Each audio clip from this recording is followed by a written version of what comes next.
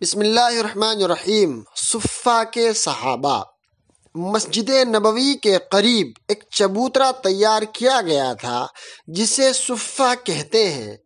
اب یہ چبوترا مسجد نبوی میں داخل ہو گیا ہے۔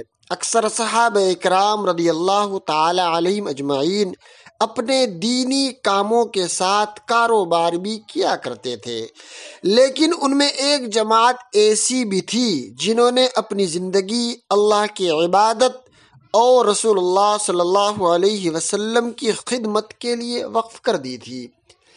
یہ لوگ دن میں آپ صلی اللہ علیہ وسلم کی خدمت میں حاضر رہتے اور رات کو اسی چبوترے پر سو جاتے۔ نہ ان کا کوئی گھر تھا نہ کوئی کاروبار۔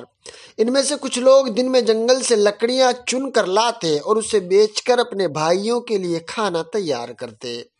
نبی کریم صلی اللہ علیہ وسلم کے پاس جب کہیں سے صدقے کا کھانا آتا تو آپ صلی اللہ علیہ وسلم ان کے پاس بھیج دیتے، اور جب دعوت کا کھانا یا ہدیہ آتا تو آپ ان کو بلا لیتے اور ان کے ساتھ بیٹھ کر آپ صلی اللہ علیہ وسلم بھی کھاتے۔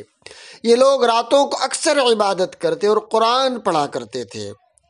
ان کے لیے ایک استاذ مقرر تھا جس سے پڑھتے، اسی وجہ سے ان میں اکثر قاری تھے۔ دعوت و تبلیغ کے لیے کہیں بھیجنا ہوتا تو یہ لوگ بھیجے جاتے تھے۔